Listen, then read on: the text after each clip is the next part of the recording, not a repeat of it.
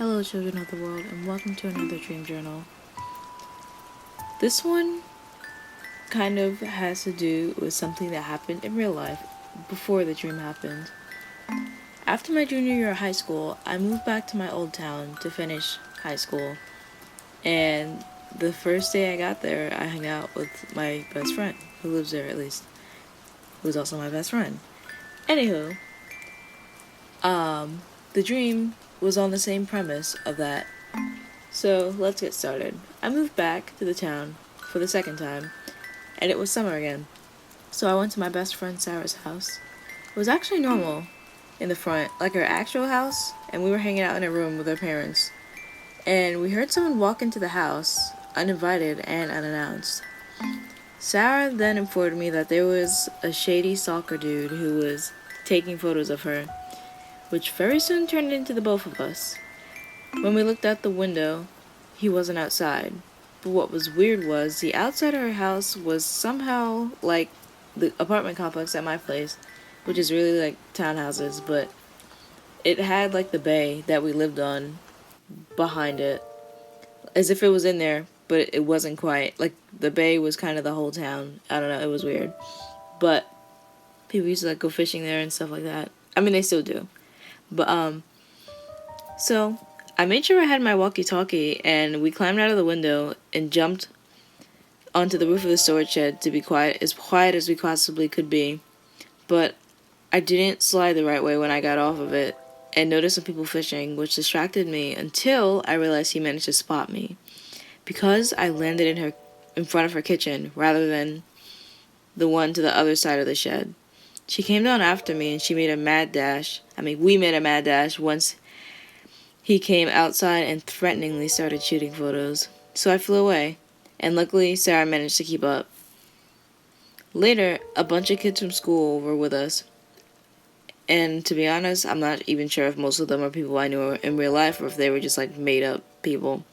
Anywho, we were trying to avoid the stalker running around the area, and when we got to my house, I grabbed all my sets of binoculars and some item that I don't remember that could be used as a tool or a weapon, and we started handing them out to the other kids, and it was getting dark now.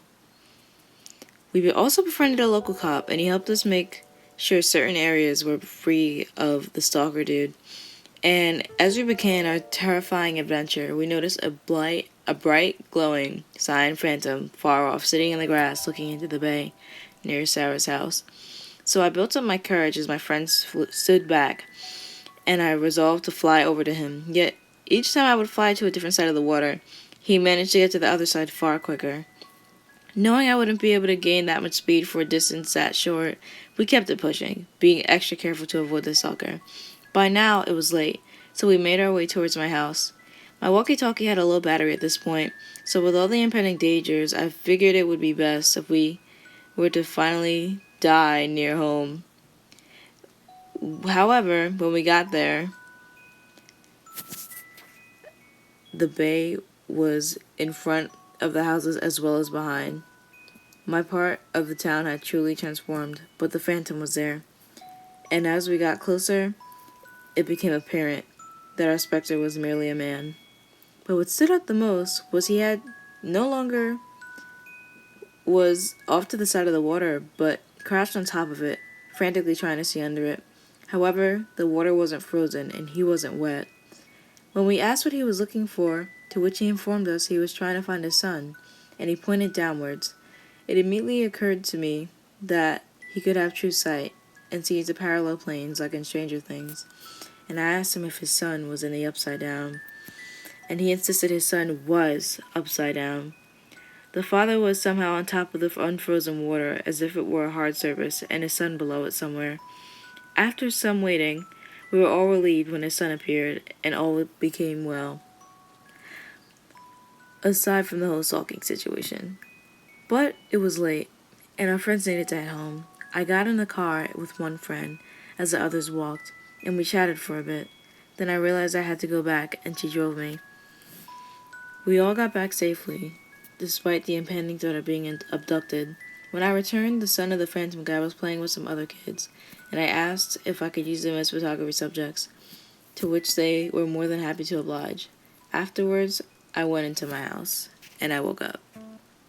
And yeah, that's all for this video, so if you want another journal, let me know. And if you enjoyed this video, feel free to leave a like, comment, and subscribe. Bye!